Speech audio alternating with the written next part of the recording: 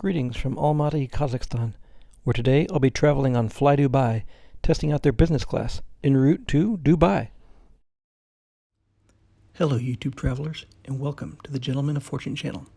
Join me on my travels around the world, and together we'll review the latest in flight and lounge offerings, find out how various airlines' first and business class products stack up, sample their catering, and indulge in their finest champagnes.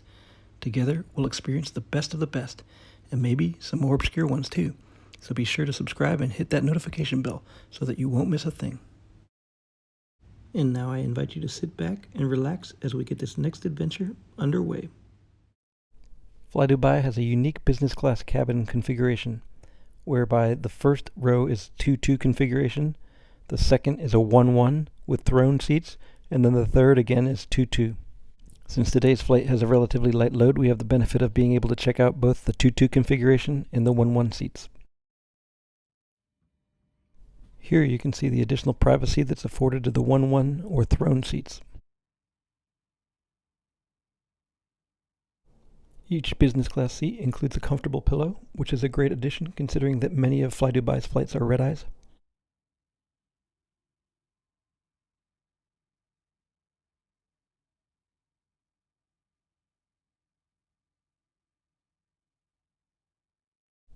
Despite the additional privacy, the footwell remains very narrow, which presents a challenge when extending the full flat bed.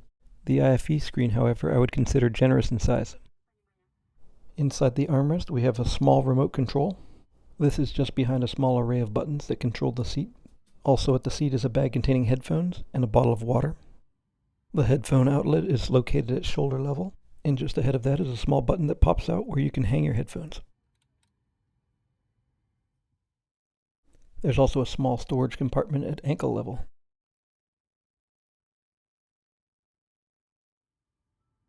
The overhead panel contains personal air vents, which I love, as well as individual reading lights.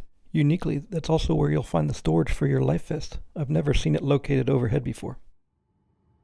As the sun is just beginning to rise here, the activity level at the airport is picking up.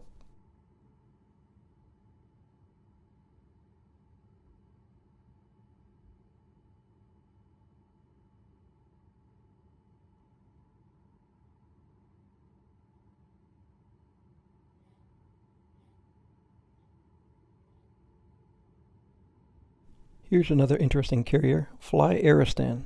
Sounds like a competitor for Flydubai, at least in name.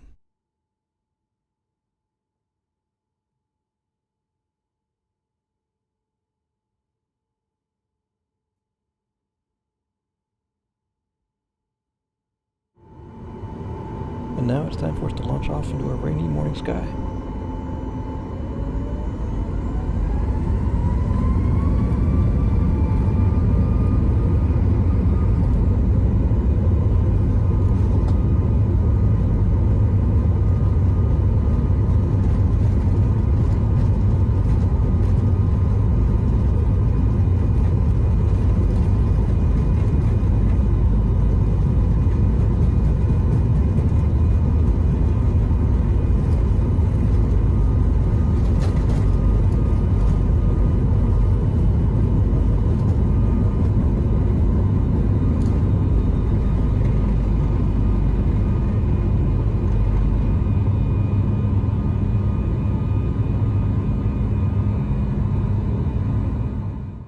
Now that we're airborne, I've taken the headphones out of the bag in preparation for some in-flight entertainment.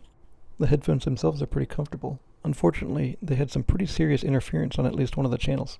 I tried a different pair of headphones from one of the other seats, but unfortunately the problem persisted, so it must have been with the outlet. I guess there'll be no entertainment on this flight, so instead let's take a look at the menu. Now Flydubai is considered a low-cost carrier, so I'm pretty impressed that they have a menu printed out for the food as well as for the drinks.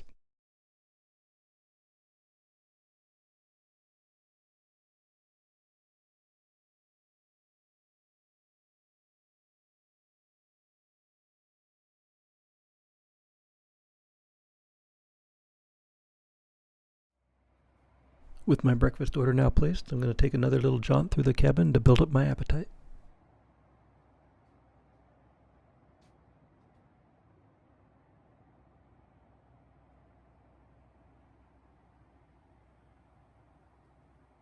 What's going on outside?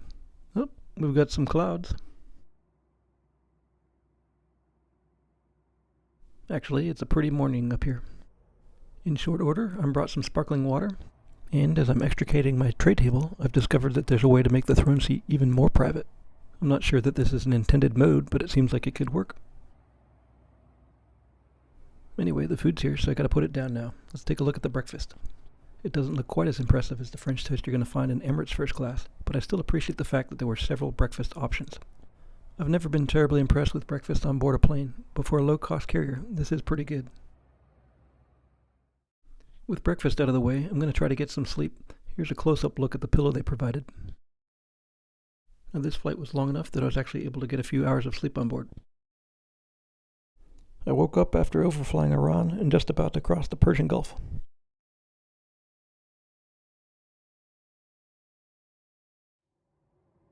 Some high-level haze made for an interesting light show on the way in.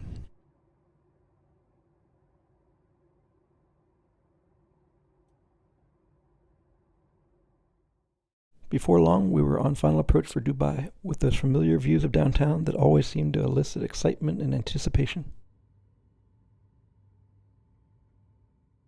As we've got a little bit of time as we enjoy the views on approach into Dubai, let me ask you to hit that like button, and if you haven't done so yet, please hit the subscribe as well.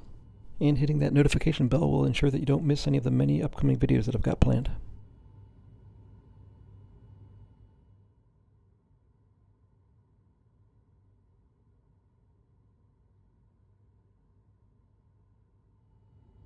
From this vantage point, you can see the remote stands where Flydubai tends to park on arrival at Dubai.